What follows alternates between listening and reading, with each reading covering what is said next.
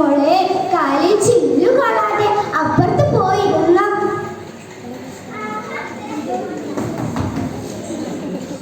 ഓ മനുഷ്യരൊക്കെ തന്നെ കൊഞ്ഞേരണ്ട സാധനം. ഓ പൊട്ടിച്ചോ, പൊട്ടിക്കും പൊട്ടിക്കും. ഇവിടെയുള്ളതെല്ലാം പൊട്ടിക്കാനായി ജനിച്ചത്. ഈ നശിച്ച ജന്മം സ്വന്തം കണ്ടേന്റെ തല തിരിഞ്ഞു പോയില്ലേ? എന്റെ മകൻ പേടിയാണെന്ന് ആർക്കറിയാം? എന്റെ കുട്ടിയെ ശമിച്ചത്. നിങ്ങളുടെ മകൻ തല തിരിഞ്ഞു പോയില്ലേ? എന്റെ മകൾക്ക് കുറ്റമോ? മക്കളെ വളർത്തിയതിന്റെ കുഴപ്പ. ഓഹോ, എന്റെ വീട്ടിൽ നിന്നിട്ട് എന്റെ നേരെ കഴിച്ചുവിടുന്നോ? കൊല്ലുമില്ല ഞാൻ. എനിക്കറിയായിട്ട് ചോദിക്കുക, എന്തിനാണ് ശിക്ഷിക്കണത്?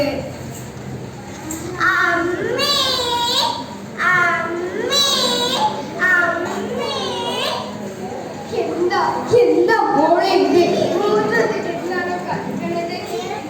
ദൈവമേ, എന്റെ മകൾക്ക് 10-20 വയസ്സായി. പെണ്ണാണെന്നോ ഉണ്ണണമെന്നോ ഉടുക്കണമെന്നോ ഒന്നും അറിയില്ല. എനിക്ക് പ്രായമായി വരിക. എന്റെ മകൾ ആരാ നോക്കുക? ആരാ ഭക്ഷണം കൊടുക്കുക?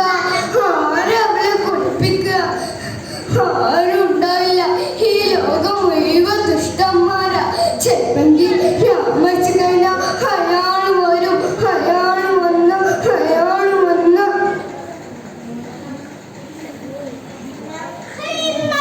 അവസാനിച്ച് നിന്റെ കഥ പോക്കാം.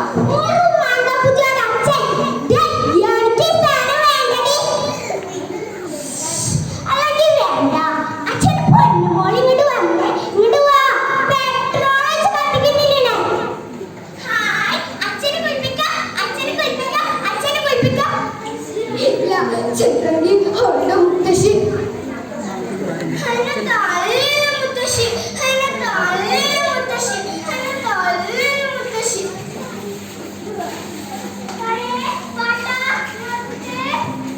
അഴകാണ് കുഞ്ഞ്. എന്ന പാപ്പ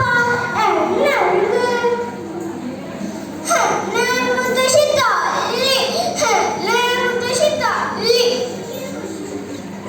എന്ന പാപ്പയുടെ കൂടെ ആരുമില്ല. ഇങ്ങോട്ട് വാ കണ്ണേ, ഇങ്ങോട്ട് വാ. ഇല്ല, അവള് ഭക്ഷണത്തിൽ വിഷം ചേർത്ത് ഇടുവാ മോളെ. മോളുടെ അമ്മ ചോറ് വാരിത്തരാ. ഇല്ല, ഈ വിഷക്കാരന്റെ മോളുടെ ദേഹത്ത് തട്ടിയ മുറുകും. ഇടുവാ മോളെ. മോളുടെ അമ്മ താരാട്ട് പാടി ഉറക്കാം.